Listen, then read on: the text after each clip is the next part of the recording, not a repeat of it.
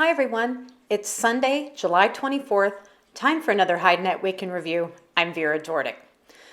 So let's start with the US again this week, where it was a bit of an odd period.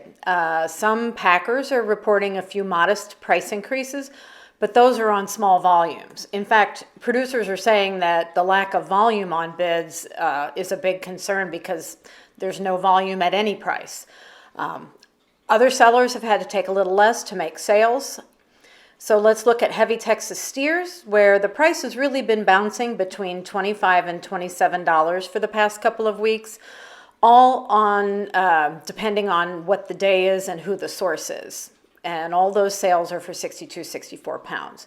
Overall, though, sources say the market looks weak, despite the fact that many steers look pretty steady. The cow market is also weak as buyers are bidding down, and overall some types of cows were steady, while others eased by about $1. Looking at the export totals, combined export sales were higher than most thought they would be. So for the week ending July 14th, they were up by 70% at 626,100. Combined shipments were much higher last week, increasing by 18% from the low of 349,000. So slaughter for this week was 665,000, and that's down just 1% from the previous week. Turning to Europe, editor Andrea Guello says that the weak euro is still a boon to the market, and prices are generally holding, but calf prices are on the way up, and sheep are still scarce and expensive. Overall, orders are for delivery in August, but then most decisions for September are still being postponed. In the UK, slaughter is lower, but prices are still unchanged.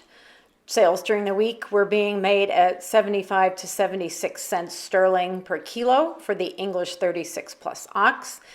And in Ireland, it's much the same story as last week, with the reference price in euros around 75 to 80 cents per kilo. European bulls right now are rather balanced, but that said, the lower grades are suffering.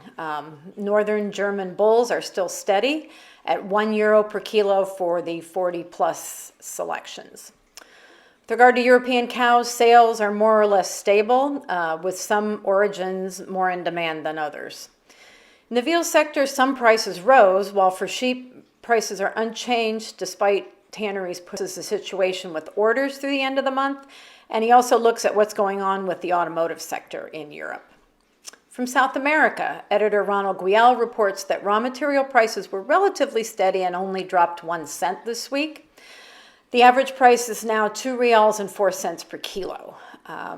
The reference price of TR1 remains stable, and that's at 80 cents per square foot. In other news from Brazil, Abba Calçados met with the Minister of Economy on the Argentina restrictions on their imports. Inspira Mais closed with 5,000 visitors this week. From elsewhere in Latin America, refrigerators are asking for financial relief measures because of inflation. In Chile, leather goods manufacturing jumped in May. In Colombia, footwear consumption is up in 2022.